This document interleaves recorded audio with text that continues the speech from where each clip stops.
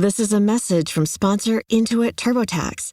Taxes was getting frustrated by your forms. Now, Taxes is uploading your forms with a snap, and a TurboTax expert will do your taxes for you. One who's backed by the latest tech, which cross-checks millions of data points for absolute accuracy, all of which makes it easy for you to get the most money back, guaranteed.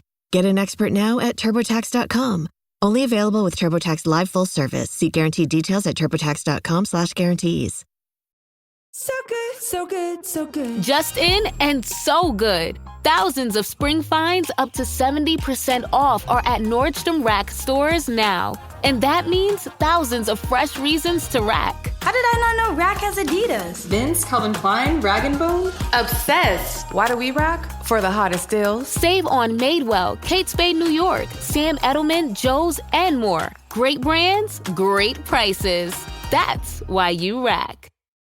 In Marilyn Monroe's posthumous autobiography called My Story, she says this: "One day a grand piano arrived at my home. It was out of condition. My mother had bought it secondhand. It was for me. I was going to be given piano lessons on it. It was a very important piano despite being a little banged up. It had belonged to the movie star Frederic March. You'll play the piano over here by the windows," my mother said, "and here on each side of the fireplace there will be a love seat, and we can sit listening to you. As soon as I pay off a few other things, I'll get the love seats, and we'll all sit in them at night and listen to you play the piano." I never forgot the white painted house and its furniture. Years later, when I was beginning to earn some money from modeling, I started looking for the Frederic March piano. After about a year, I found it at an old auction room and bought it. Because when her mom was taken to the Norwalk Mental Hospital, Marilyn sent to an orphanage, so all their belongings are taken, including the piano. So Yep. Marilyn then buys the piano back from an auction. And then, guess what? In 1999, Mariah Carey purchases the piano from an auction.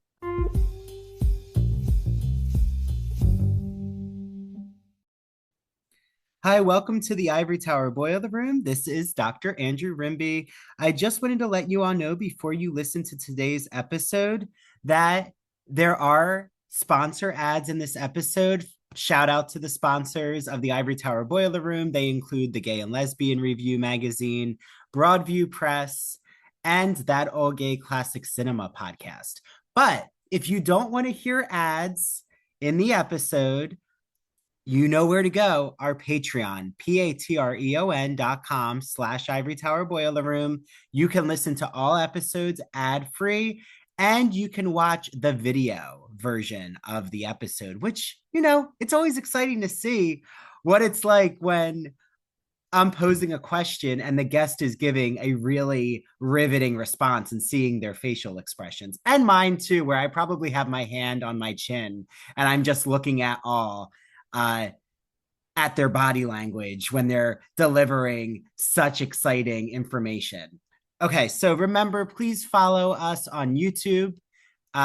Make sure if you're listening on Spotify or Apple that you not only follow us, but please rate and review. It really, really means a lot. Again, I'm going to plug the YouTube because I'm trying to grow our YouTube presence. Please subscribe to YouTube. Please like our videos. Again, this means the world. Follow us on Instagram at Ivory Tower Boiler Room. Same on TikTok. You're going to see a lot of fun clips on TikTok. I also feature lessons that I'm teaching my students, which usually involves the subjects that you can find here on the podcast. And we have our virtual book club. It's free. It's on Zoom, so it's really easy to join. It's happening on April 27th at 5 p.m. Eastern Standard Time. We are discussing The Let Them Theory by Mel Robbins. Yes, Mel Robbins, the empowerment self-help guru who you probably have seen on TikTok or Instagram if you scroll all the time. So I hope you join us. If you want to join the book club, just email me at ivorytowerboilerroom@gmail.com, subject heading book club, and I will get you the Zoom link. Okay, I hope you enjoyed today's episode.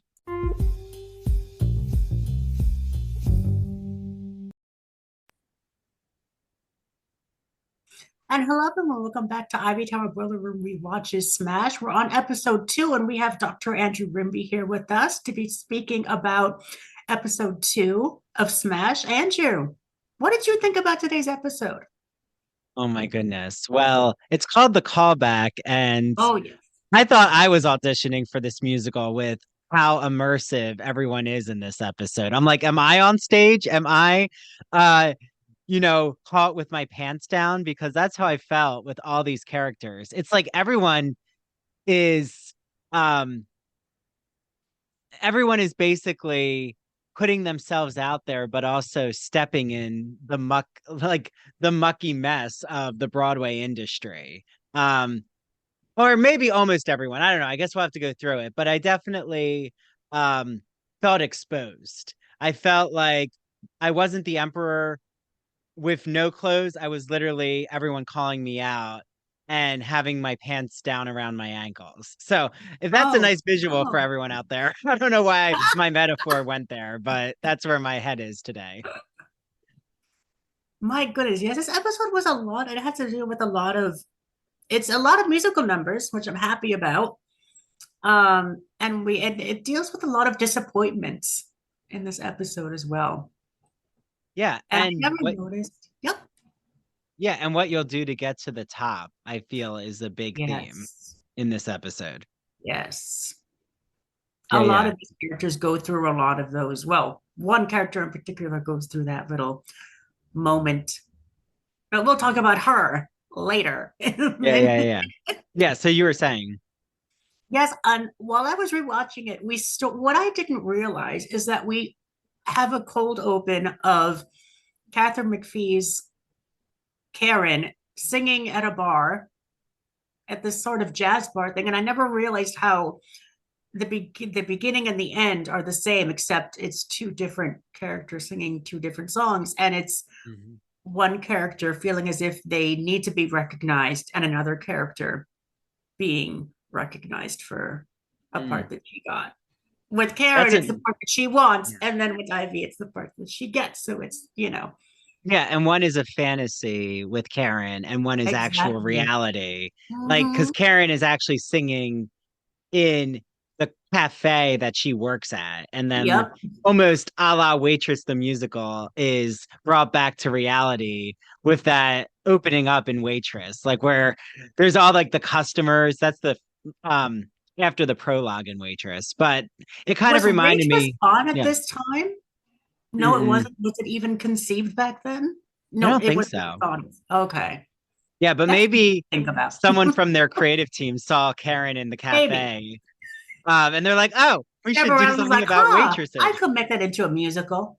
That looks interesting. Karen, but right, Karen is really that stereotype of she's an actress who's at a like works as a waitress. And again, I don't even know, does Ivy work outside of no, she's working as a ensemble member for Yep. that Mhm. show where she is always in a glittery headdress, or I don't know, she makes a lot of Yes. she mocks the musical in this episode.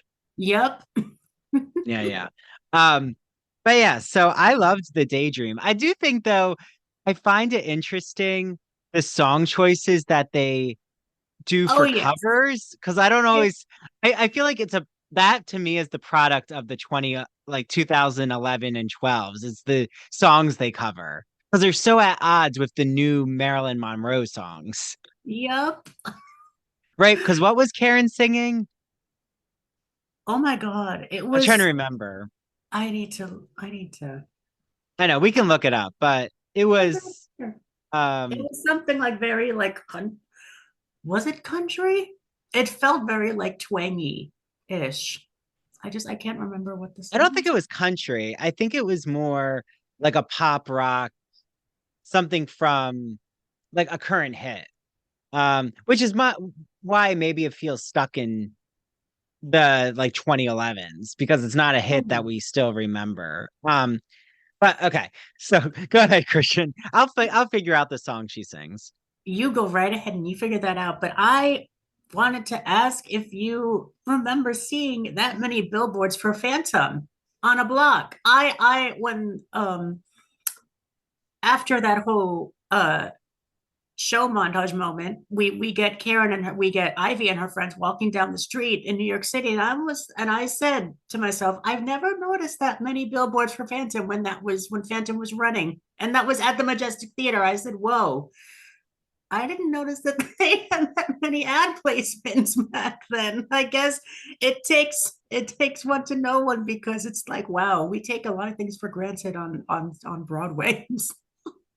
No, you're right. There was what I like is they really show off Times Square and all the Broadway marquees. Like, because of the premise of putting on a Broadway musical, that they're really honing in on that aspect of Times Square, right? Because there's also so many advertisers. Like Broadway, I would say probably is 5% of the ads, if that. Yep. Like you get all the watches and the hotels and coffee, right? Like everything is so immersive. But like to actually see the marquees displayed like that, that's what I love about this show, is it really is the Broadway's biggest promoter is Smash. It is.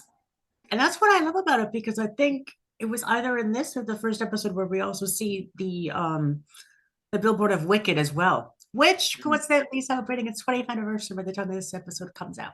So. Yeah, and I can plug too that I'm organizing group tickets, more information to come for St. Patrick's, all things March.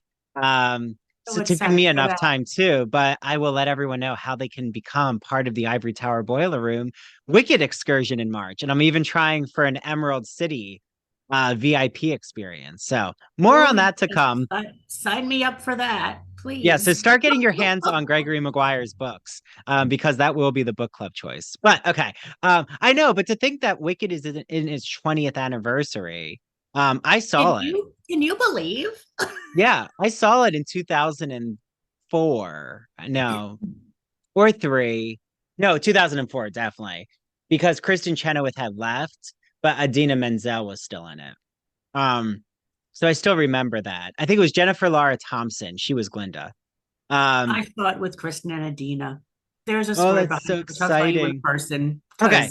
Yeah, we'll have to have like a Wicked. We'll definitely do a special Wicked episode to prepare for the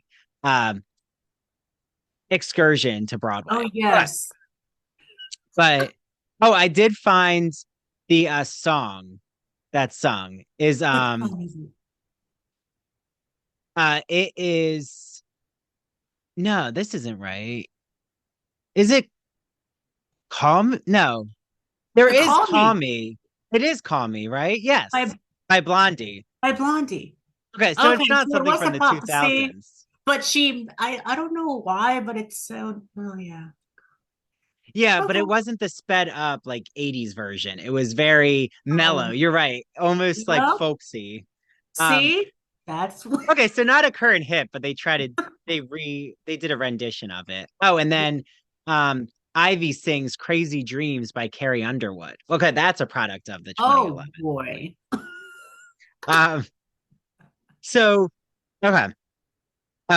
He sings in a very Broadway-esque type of way. Yeah. Ivy does at the end of the show. She does. Okay, so bring us to what's next on your roster, Christian. Well, after that, I believe we get all these callbacks where we're back in the callback section. We get some more time with Karen and her wanting to be, I guess, perfect in a way, but she also doesn't want to be felt like the odd girl out when these callbacks auditions are happening. And on top of that, she's also dealing with her boyfriend who needs her at a specific time, and she wasn't able to get there because, as we all know, whenever you're doing a Broadway production, things don't go as planned. They always either you end up leaving later than planned. And sometimes some people get a little frustrated. But it's weird because at the end of that, it's like they just kiss and make up. I'm like, okay, so this is a show where that happens. So Well, and I also love how Marilyn's biography continues. Like we saw that building in the I first wonder which one episode. Ivy was reading because I'm like, oh, I don't know which one that was because I Yeah, have. I'll have to ask Elizabeth Winder because it was Ivy's reading a Marilyn Monroe biography that focuses on Mhm. Arthur Miller and Kazan. Yes, Kazan, which I think Kazan was a Elia Kazan. Elia Kazan was a in the Hollywood industry. I know that, Yep. but was a Yep, he director? directed. Yep, he directed A Rebel Without a Cause. Okay. Yep. So it's a later biography because Yes. Arthur Miller is her last husband who then Yep. she divorces. But Mhm. yeah, Rebel Without a Cause is like her claim to fame. Like everyone says you need to see that movie for she uses the actor's method in Rebel Without a Cause because it's after Yes. her time, Marilyn's time in Manhattan, which is Elizabeth Winder's book, Marilyn in Yes. Manhattan, is all about the actor's studio and the whole psychological method of actor's method and using types of Freudian psychoanalysis to get to that characterization. So they say that Marilyn really um, feels her way through Rebel Without a Cause from the actor's method. Okay. So But yeah, I we're found also yeah, plumped into a yeah, meeting with all the producers and the director and Angelica Houston, of course.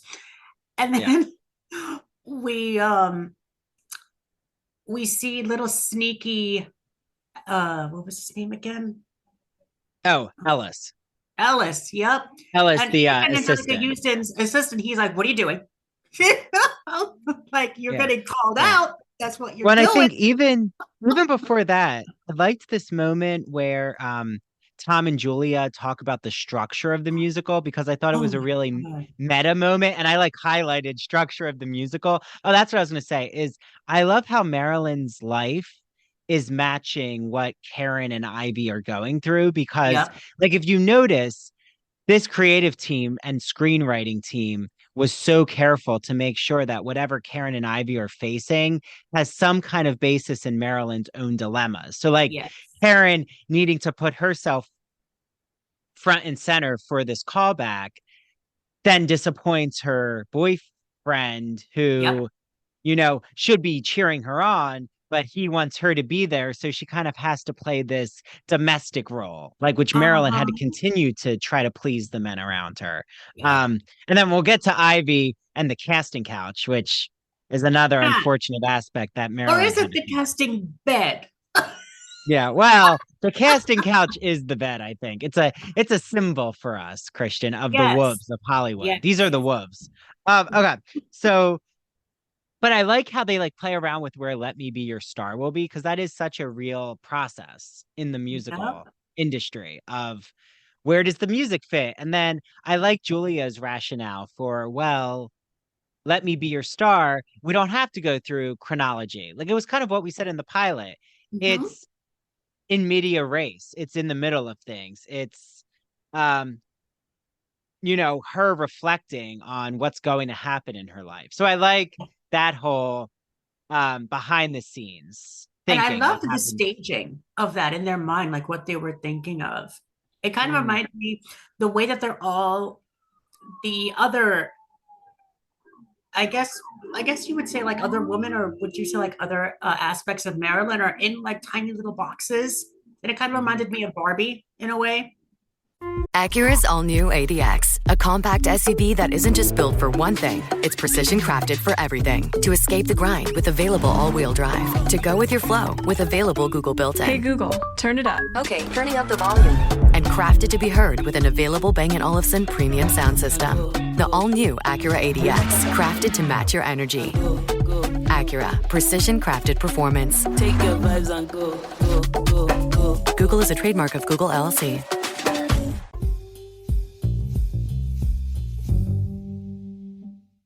When I think about this sponsor for the podcast, I always just think of coziness. There is such a cozy aesthetic with Broadview Press. If you've never heard of Broadview Press, they are an independent publisher.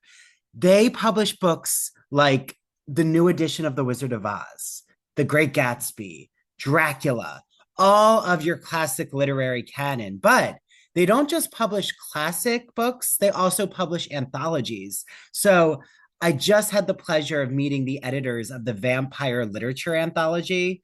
If you are a Gothic fan, if you love the history of vampires, Nosferatu, uh, you are going to love this anthology.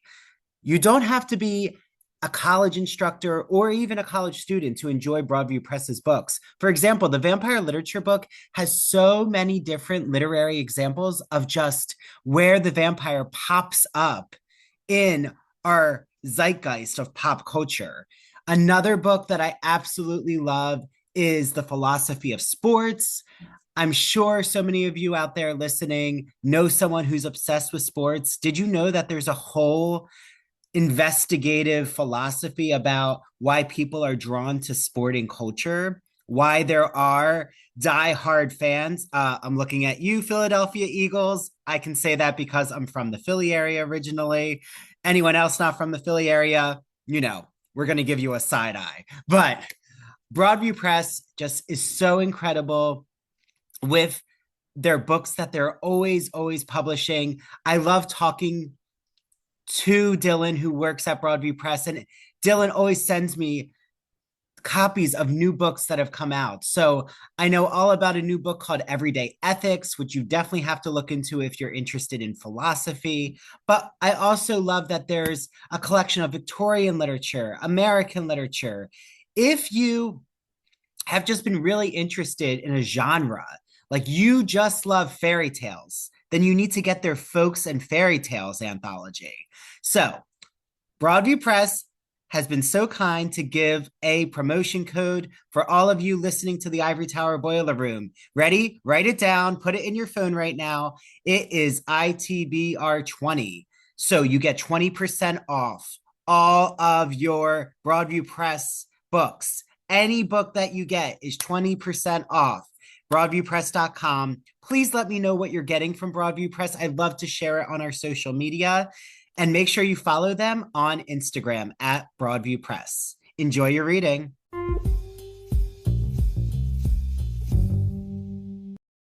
Yeah, it actually kind of looks like the Hairspray set. I don't know if you've ever seen Hairspray, but they like had all these boxes in what was that song? Without Love. Which Mark Shaman, did and Scott Whitman did the music and lyrics for. But also it kind of looks like the telephone hour from Bye Bye Birdie. But so no, I think you're right. I think at first I think it's women's frustration with Marilyn, like how she gets portrayed, like kind of anonymous women jeering Marilyn and like putting her down for her authentic self. But then I think you're right. It's almost as if every woman is a different critique within Marilyn's psyche. And I like how Ivy and Karen switch in that song, and that rendition of Let Me Be Your Star is a much more psychologically nuanced one than the one at the end of episode 1. Yes. There's lots of belts in this one. Yep, they're going for it. Let me see. Oh, yeah. And there's like the women say your mother left you. Like they start to put Marilyn down based on how women have failed her in her life. Like it wasn't really I don't remember anything about the men in her life. It was kind of how women have set her up, or like views she has about motherhood or womanhood, and I thought that was an interesting angle because her mom, was in a mental institution, and there's like this whole history behind her mom throwing her off to neighbors and kind of being absent because of her mental health. So yeah, I think it's building us up for when Bernadette Peters comes to be her mom. Oh boy, we're waiting for that. I know. Okay, so yeah, I love that moment though. Oh, and Ellis, I know, is such a well, remember, this is what you warned us about, Christian. Ellis tries to claim that he and he says it again. I love seeing my idea put into motion. He says as he sees all the outline of the music numbers. Yep. It's like not dude, quite, but not Julia's ready. really. Like Julia's ready to To hammer him, and I love put a it. legal have a legal team seek him out. Uh-huh. But she knows. Tom though is very I think he's not thinking with his mind. He's No, thinking with a male organ. one specific male organ, but Mm.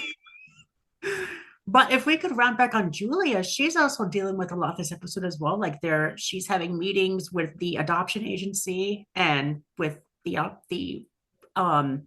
There's also a meeting that she wants to go to for adoptive parents that are in the process of adopting. Yeah, I mean, And her I did husband doesn't find seem so keen on that aspect. I did really like the kind of balancing the difficulties of adoption with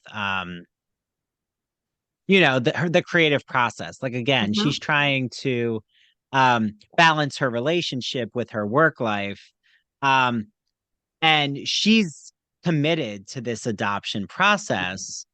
Um and her husband kind of has to meet her halfway. And like literally, I like when he comes and joins her when she's reading the letter to her daughter and like or potential adopted daughter in China. I have to say the only thing I found odd about this storyline is that the son is very angry and it kind of came out of nowhere for me. I'm like, why is the son so he's like, you told me I'd have a sibling. I'm like, what? I mean, if you look at it from his perspective, and we're gonna go deep for a minute, but Yeah. if you've been a single kid your whole life and your parents want to have another child, it makes you feel as if you're expecting a Christmas present that's never coming, or Yeah. that it's on delay. And I think that's kind of what uh he was feeling at the time. And by the way, their patio looks gorgeous. I don't know who owns that patio, but it's like I don't know how rich they are, but it's like damn, they, they must be really rich if they can get that beautiful patio. It's like wow, I want that. Gosh. No, you're right. But no, I can see that perspective. I mean, I'm an only child and I um have enjoyed being an only child. Um, but my parents have always like said it would be nice if I had siblings. Like, did I miss out on anything? And I'm like, no, like I loved my childhood and I don't know. For me, it's not about like I understand why he might be upset. I guess like I just don't we don't really know a lot about the son. So I thought like his um annoyance um came out of left field. Like because I didn't really Yeah. we don't know the backstory that much. Mhm. But yeah, like uh I didn't say I was going to agree with every storyline, Christian. Um, but You don't okay. have to. No, I know. So, oh, what did you think of Karen's dance rehearsal? Oh, that you noticed that? I noticed again that one of the dancers was looking at the choreographer's ass. I was like, damn, okay, they're really going for it. But that whole let's do it again, let's do it again, let's do it again. It just took me back to rehearsals. And actually, I wanted to ask you if you've had any callback stories, Oh if you yeah. want to share them, because I was thinking about it last night. I was like, damn, I've only had two callbacks in musical theater for myself. Yeah, What were callbacks are yours? stressful. Yeah, they were. I well, the one that comes to my mind is where I was trying out for Willy Wonka and the Chocolate Factory, Oh and boy. um, I got a callback, Mhm. but I do have to admit, it was at an age like I was in high school, so like I was kind of too old to be the children, and I was too young to be a parent. So I do the callback. They're like, "We like you. Like you. This is great." I think this was right after I had done with Renee Lisiaga. I had done Smokey Joe's Cafe. I think so, but So then I just started to do a lot of different auditions for regional theater. And um, they're like, okay, we like you, but we're gonna create a part for you. And I'm like, oh, what's the part? And they were like, Veruca Salt's backup dancer. I'm sorry. No part is no part like no small part is too small. Like you will hear that all the time. Um, but that was not the right part for me. Um, so I had to like gracefully back out of it. But sometimes, you have to listen and appreciate. But I always say you don't have to like always if it's not right for you, back out at the beginning and don't go through the whole rehearsal process. Like that's not ethical. Like if this doesn't speak to you, the director does not want you to go through with something that you're going to not be invested in. But okay. Well, and then I had like the a callback story where I this is when I went to do All Shook Up. But at this time, it was a general callback. So like you had to do a this is actually when Mary DePippi and I like reconnected again. This was during high school. Because she was doing a callback too. And like I was like, oh, Mary. Like I remember like us during main stage and like we went out for coffee during like we had a break during the callbacks. It was a long, I'll have to ask Mary, but I think it was like 5 hours. I don't know. It felt long. Um, because we had to do a general callback. So it was like their whole summer season. You could be picked for any musical. It was like High School Musical, All Shook Up. Maybe there was another one. You didn't know what parts you were auditioning for. That made me nervous. And then we all had to do the general dance call. So like everyone is, learning it at the same time. Then everyone goes into small groups and has to perform in front of the you know, uh creative and creative team. I knew the piano player because it was my vocal coach. He actually was the one who told me about the callback. Um so like the singing audition I felt comfortable with. The dancing I always I enjoy dancing, but like that always took me a little longer to learn the combination. But yeah, so then I think what happened is we all like went on a break and then came back from the break and they said who made it to the next round. And then people like a la chorus line had to leave if they didn't make it to the next round. So then I made it. So I stayed. And then like there was another like 2 hours of callbacks. And then I think finally I found out what show I was going to be on a week after they told me I'd be in All Shook Up and I was in the ensemble. And I was like, okay. And then they're like, and this is our first day of rehearsals. I'm like, okay. Yeah, it was nerve-wracking. But it felt very competitive. That's what I mean by nerve-wracking. Yep. So like it was kind of like the Karen and Ivy situation where like Ivy's sitting outside the rehearsal room and she like has her friend not spy, but her friend is like one of the ensemble dancers with Karen and Ivy's like, "Oh, how did she do?" And he's like, not good." Remember? It was Yes. yeah. So I definitely feel like I'm supposed to not like Ivy in this episode. I mean, she does come off as those prima donna leading ladies that we all see in high school. And it's kind of like she gives off that kind of airy vibe about her in this episode where it's like, okay, I need to know everything you know about Karen Cartwright. What is it that you know about her so I can crush her? It's like it's that type of competitiveness that you were just talking about where Karen doesn't want any competitiveness where as Ivy she's just like I need to beat the competition. She doesn't want anyone for this role except herself. Yeah, well, and I think when Derek, the director, keeps saying that Karen and everyone says she's so green, I think though that's what makes Derek really enjoy Karen's choices in the rehearsing for Marilyn, or the Mhm. callback, is that her greenness is also her not being so competitive or egotistical.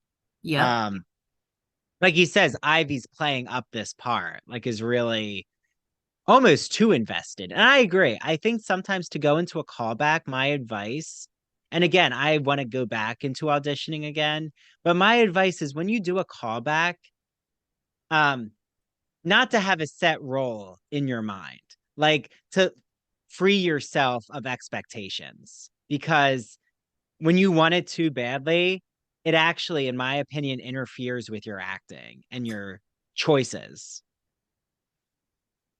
I Yeah. agree. Yeah. But and yeah, so what do you think of you know, we'll go into it, but Eileen, because I feel that Eileen with her ex-husband, like all of their interactions, I love how Angelica Houston plays the producer Oh, I there. love it when she goes to speak to Derek at this restaurant, which I need to figure out where this is. If it's a real restaurant because it looks gorgeous and it looks expensive.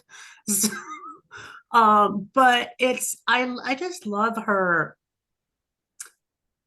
vivacious air about her. Mm, It's something that screams diva, but there's also humility within her as well. yeah, I agree Uh, with you. mhm. Yeah. But her And interactions with her ex-husband is just something that's he's basically just taking everything away from her, and she's just trying to piece together what little dignity that she has left. And it's with that true. comes the show. Yeah. And do you feel like she's in over her head? Because Derek kind of warns Eileen that she is like putting the cart before the horse. He's like, Hmm. you want to throw it to Broadway right away, but like we still have all of these other issues to work through. And Eileen's like, no, no, all the songs are good as they are. Like, we just need to get this going. We need our Marilyn. And I feel like she does put a lot of pressure on. She Um, does because she wants to get the a workshop done. She wants to get the heads of Broadway listening. She wants to have like this workshop with other important Broadway people to look at what they've created so far, but there's nothing that's created yet. So it's like she wants to make something out of thin air, and there's nothing there yet. So she just has to be patient, which the workshop will come very soon. So, mm, mm. No, no, I agree.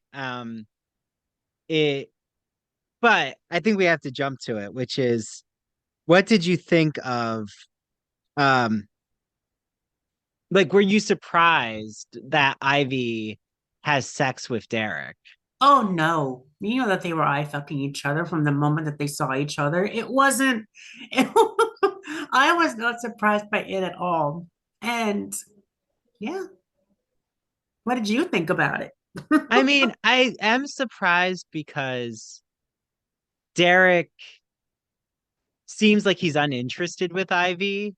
Mhm. Um, and this is where I really feel that Ivy is in such a precarious position, because this is such a power differential here with the director and then her as an actor, that like it really seems as if she's doing it to secure the role of Marilyn. Like it doesn't seem like she's romantically invested, but he also I doesn't seem felt, romantically invested. It seems almost no, like he's just a acting like it's a convenience. hookup. Like, Hmm. yeah, it just seems like convenient sex. But It's I like I really, want the girl that you're thinking of me for, and I'm gonna prove it to you that I can do it. yeah. Well, It's but like, remember when they're in bed together and he's like, "Oh, you've been auditioning for me in bed as Marilyn." Like almost as if he's seeing her, even though he says he's joking, it's as if he sees her as the sex kitten Marilyn that was playing up her appearance for the male gaze in Yep. throughout her films, that he's already cast Ivy in that bombshell, glamorous sex kitten, horny role for men, like for Mhm. men's consumption. And this is where I just feel so scared for Ivy because um even though she did consent to this, Yep. I'm worried for her because it already seems like he's manipulating the situation as the director, Mhm. that she's going to be left in the dust, not him. Yeah, I can see that because what Ivy does is that she uses this as a power tool for her, but it's also something that maybe she would want to hold against Derek as well, if the Yeah. time ever comes to it whenever, something bad happens and she needs to have like a say that she needs an understudy. Who is Derek going to go to? Oh, let's go with Karen. And then if Karen wins over the crowd of people, then Ivy's left in the dust. And that's Hmm. basically what her biggest fear is, which is what you guys Yes. think. Yeah. So no, I'm concerned for Ivy. Yep. But I also really question Derek here because I mean he's such a charmer in a way, but he's also Tom thinks he's arrogant. Like Derek comes off as both um really confident but Mhm. also unsure of himself. Like I think he's somewhere in the middle. He's in this gray area. And I think we're supposed to see him as dashing but dangerous. He's like the bad boy. But do you think that this ploy is overused where the ingenue was sleeping with the director so they could secure them apart? Do you think that's overused either in film or TV? I wanted to get your thoughts on that because Yeah. it seems a little uh overused in at this point.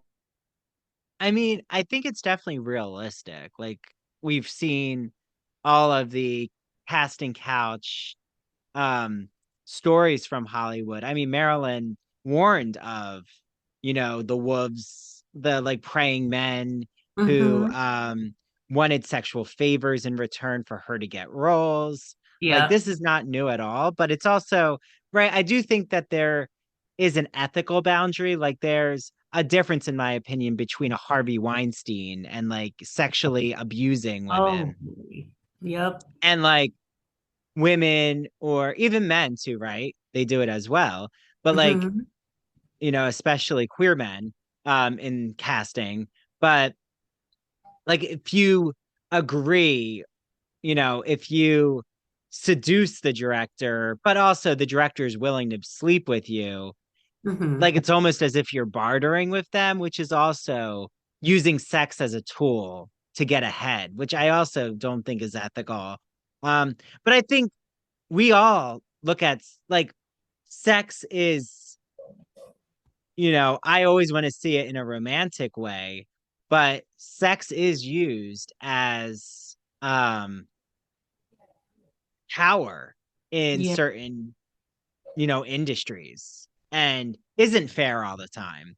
And someone might be getting more out of that experience than the other. Like I think Ivy, I have to say, I feel like Ivy understands that for her to have sex with Derek, she is securing the role of Marilyn, but I also think she is starting to fall a little for him, and that's where I'm worried for her because I don't think Derek is that invested. No, he's just taking this as if it's just another, to quote from Golden Girls, another notch in his bedpost. So, Yeah, but like, Oh, sorry, that was Sex in the City. Whoops, never mind. oh, is it? Well, but I do think that it's interesting because the one who actually, is it well, no, it's Derek, Eileen, Tom, and Julia. Like they have this very long meeting that Ellis keeps spying on to figure Oh, out yeah. who's going to be Marilyn. Mhm. I don't think Derek, though, is the one who's really pushing for Ivy, even though he's been having sex with her.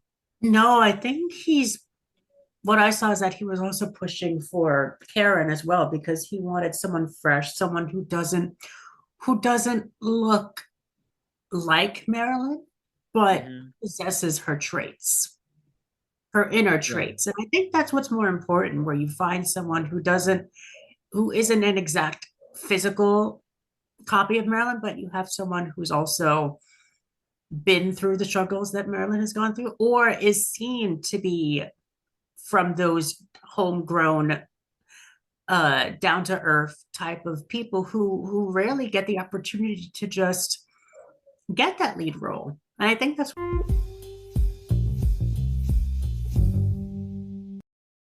Have you ever wondered, wait, how does Andrew know about all of the new LGBTQ literature, TV, and film in society? Well, I have a secret tool and it's called the Gay and Lesbian Review. It is my favorite magazine. It is bi-monthly, which means it comes out every 2 months. So right now, the March and April issue just came out. It's an encore issue. It's called When Did the LGBT Movement Begin? There's such exciting articles about what made Stonewall different, a sacred order for sexual outsiders, the house that Hirschfeld built, and so much more in that issue. I actually just had on authors William Benjamin, Margaret Vandenberg, and Lawrence Senelik, who had written to me, and I discuss his responses as a special Gay and Lesbian Review and ITBR podcast episode. So you can look for that in our podcast catalog.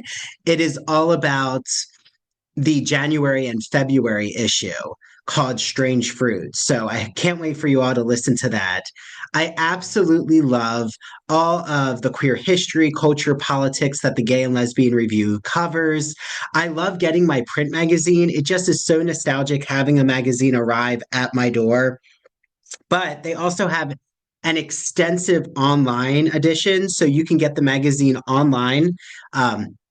I know so many in my life who've told me that they are now reading the Gay and Lesbian Review for LGBTQ literature recommendations. I love that. So you can use an exclusive code. Stephen from the Gay and Lesbian Review and Richard gave me an exclusive code to share with you all. It is called ITBR Choice. So ITBR Choice. Go to subscribe on the glreview.org. Put in that code ITBR Choice, and you will get a free issue with your subscription. So all you'll have to do is, where it says what magazine do you want for free, just put March and April or January and February. And I can't wait for you all to get your hands on the Gay and Lesbian Review. Make sure you follow them on Instagram. And please let me know if you're reading the Gay and Lesbian Review, because I'd love to shout you out on the podcast.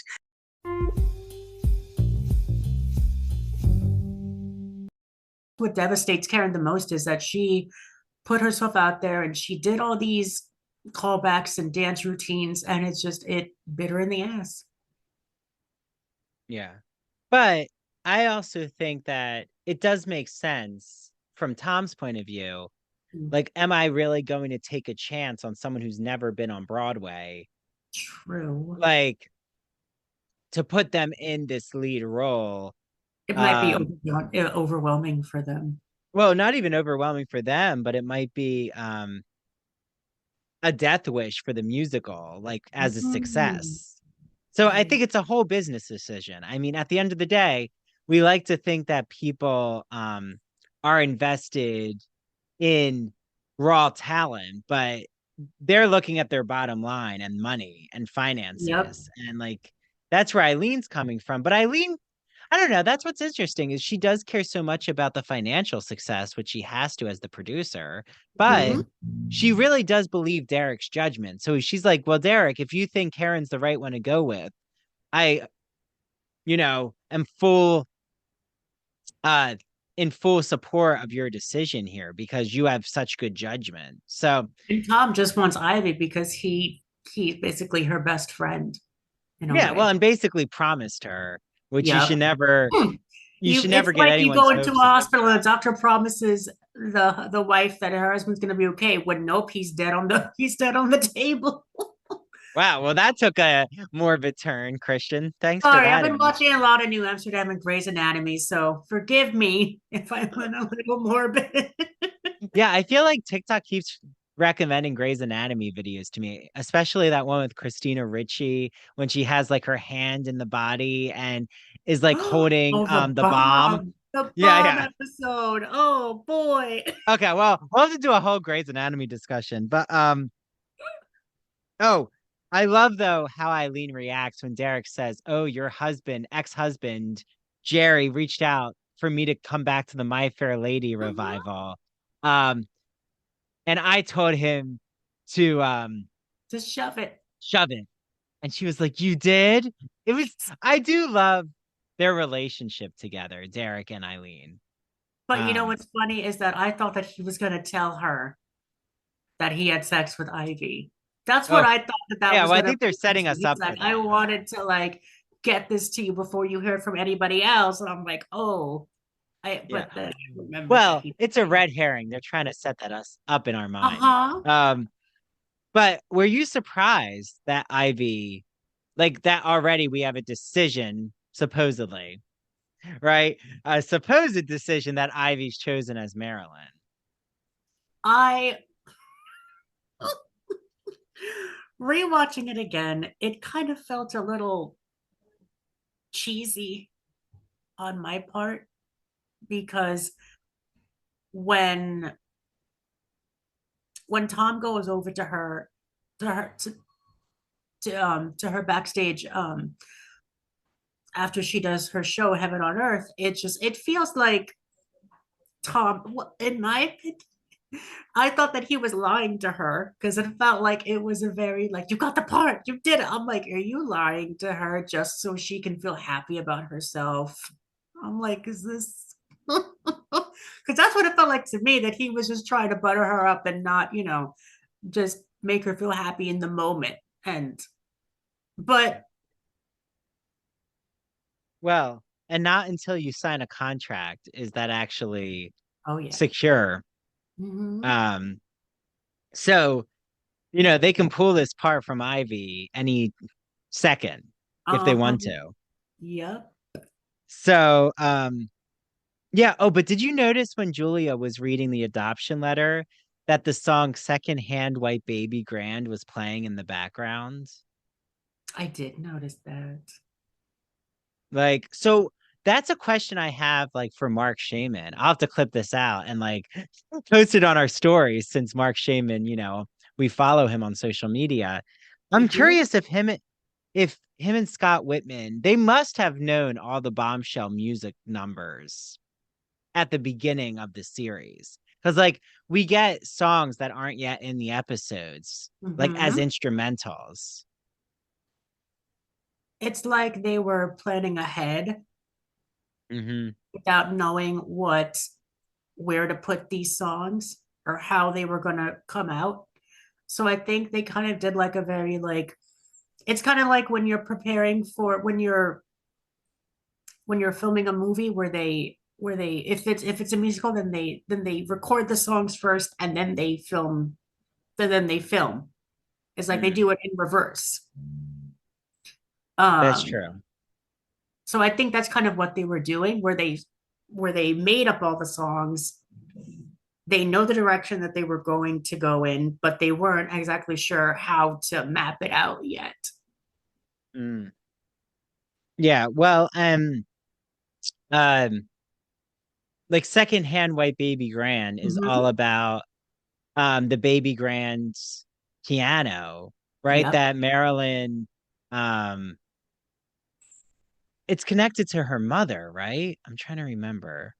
I think so. I'm not exactly sure. I don't want to quote I'll look anything. it up. But what's so interesting is there's a whole history, like as we're seeing how um like this is going to be very inside baseball meta, which is as Tom and Julia, the fictional characters, are creating musical numbers for Bombshell. Scott Whitman and Mark Shaman are creating the musical numbers for the TV show. So it's like You have to think, how did the creative team of Smash decide when they were going to release which Bombshell musical number, right? Because in this one we have 20th Century Fox Mambo. Yes. So like, why did you think that was the number chosen for the callback?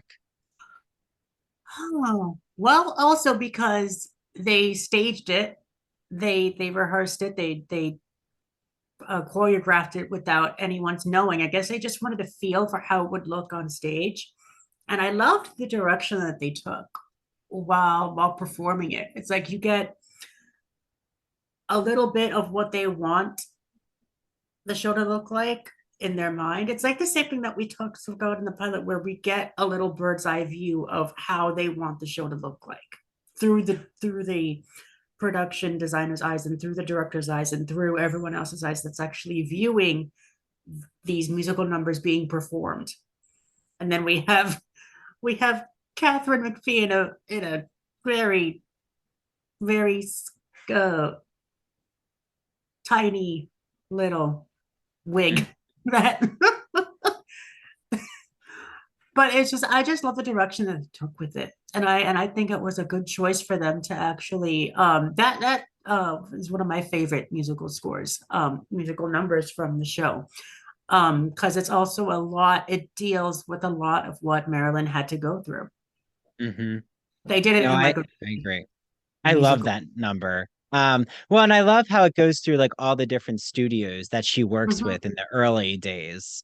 Um, Yes. and like how each had their own genre of Mhm. um film musicals. Yeah. Like 20th Century has like more the Mambo, then I'm trying to remember MGM had the Great Waltz, the Waltz. Yeah, yeah. and Warner Brothers had something else. I can't remember what it was. Um, Well, at Paramount they go ooh la la. yep. The Warner Brothers Cha There's Cha Cha Cha Cha. Cha. Yep. Yeah, MGM they had the Great Waltz. Uh-huh. LB Mayer loved his schmaltz. So then we have Um, Great Such a Waltz. good line. There we Very go. good job, Scott Whitman and Mark Shaman. Um, but well, and at the 20th Century Fox, I thought it's a tango. Did a Oh wango? no, no, No. no. The 20th century, sorry. The 20th Century Foxtrot. It's a Yep. foxtrot. It's a foxtrot. Yeah, Yep. but like the whole song is categorized As a mambo. as a mambo. Yeah, yeah, Yep. yeah. Which I think isn't a mambo just a mixture of music? It Like, what is. is a mambo? I'm thinking of Mambo number 5. Do you remember that song? Yes. Yes, it Yeah. is.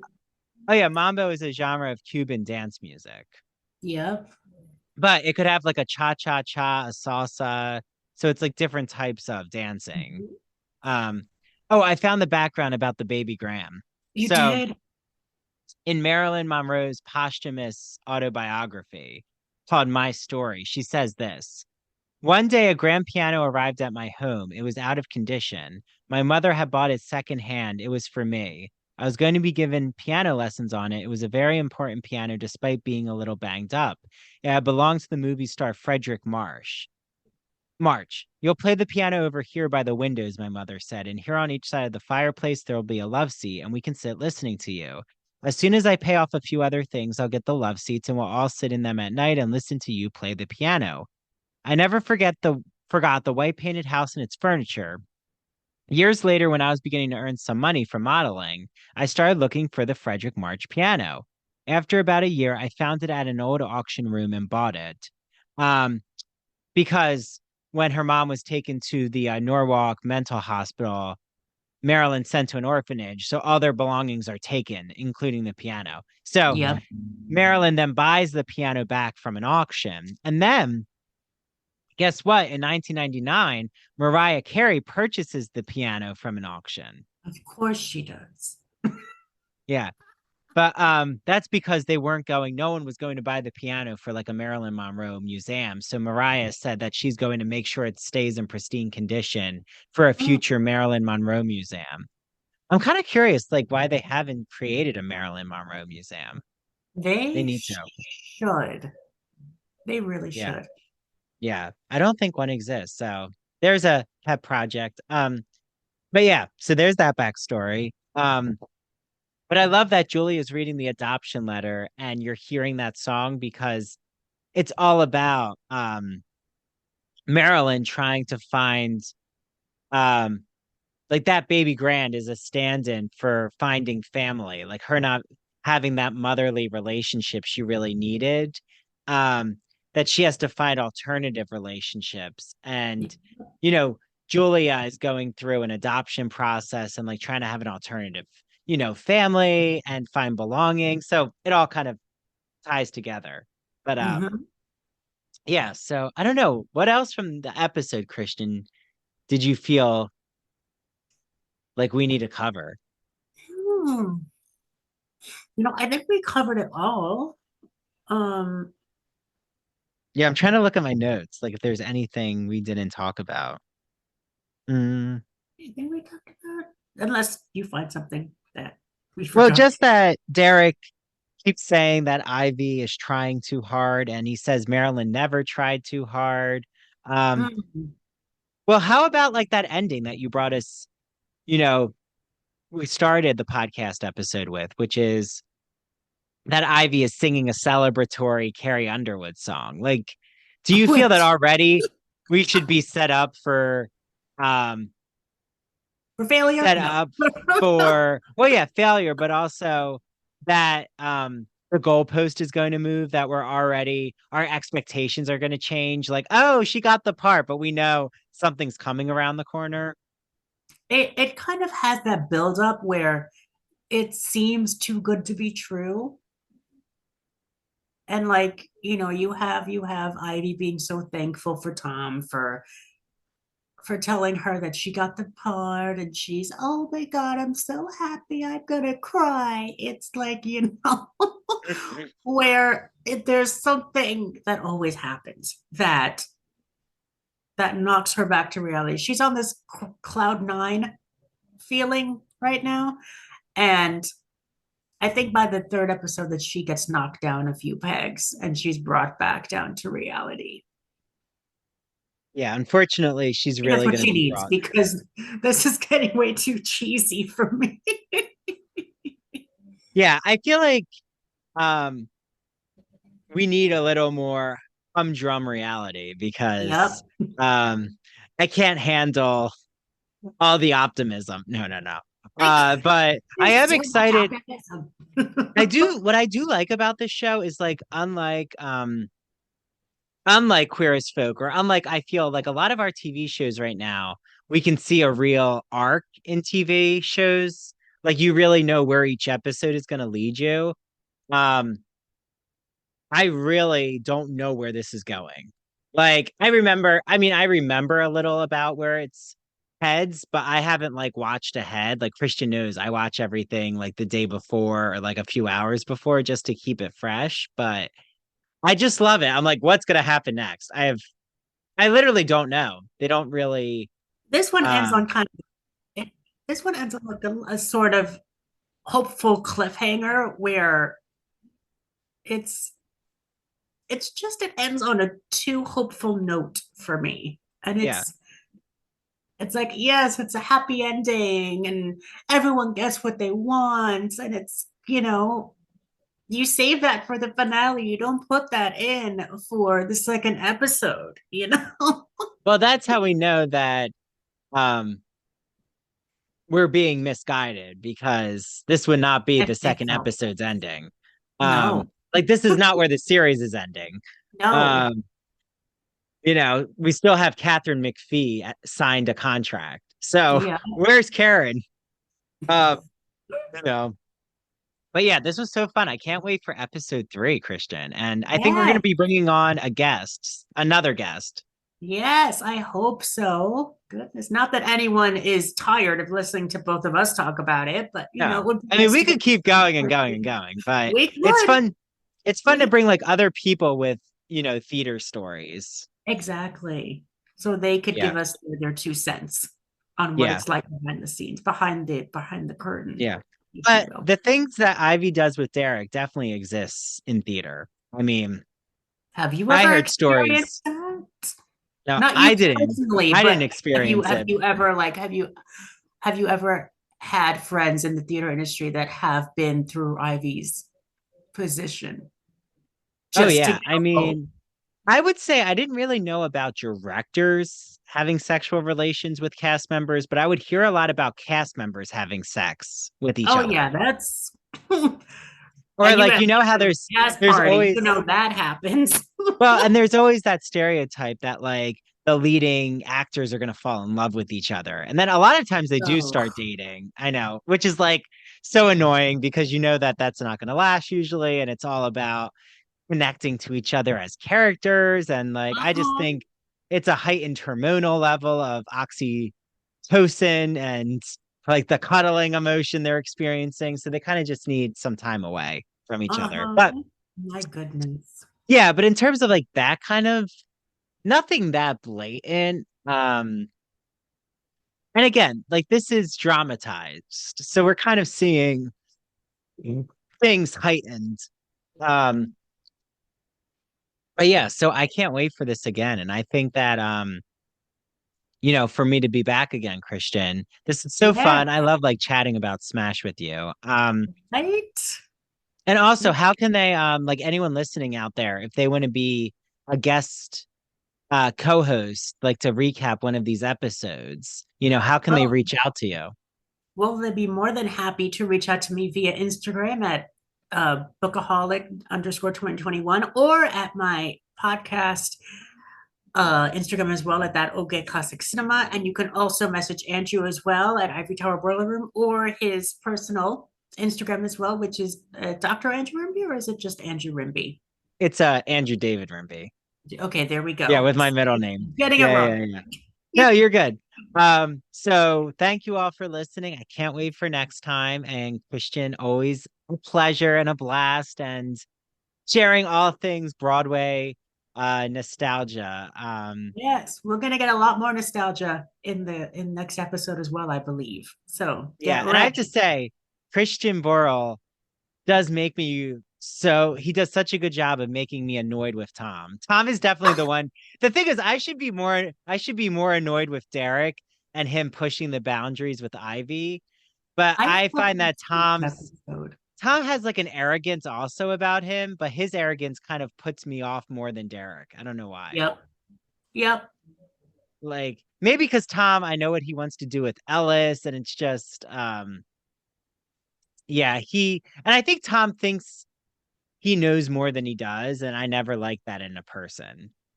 He has that arrogant sense of, oh, I know better than all of you, so I'm just gonna do what I want and no one's gonna say no to me. He has that sort of like, yeah, he has that mentality that annoys me as well, that I felt his character annoyed me this episode a little bit, just a little bit.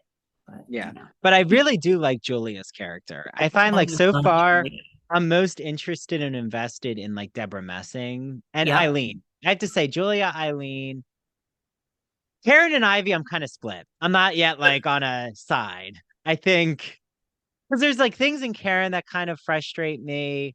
Um, like her naiveness. Like she is a little too green for me, but also Ivy's on the opposite spectrum. So I'm kind of waiting for them to like come together in the middle ground, which I think does happen eventually. They start to um absorb traits from each other. Mhm. Uh, but yeah, okay. So a little after show talk. Okay, well, thanks, Christian. And I'm, Thank you, hope, Andrew. yeah, I love that you're hosting this. And thanks for everyone out there. Okay, until next time.